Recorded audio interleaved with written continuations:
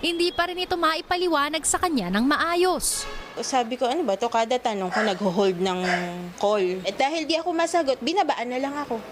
Paglilinaw ng Meralco, ang mga pass-through charges gaya ng senior citizens discount, lifeline rate discount para sa mga 4Ps beneficiaries, feed-in tariff allowance at green energy auction allowance ay mga ipinag-uutos lang sa kanila ng gobyerno na singilin sa mga customer. Hindi rin kumikita ang Meralco sa mga singil na ito.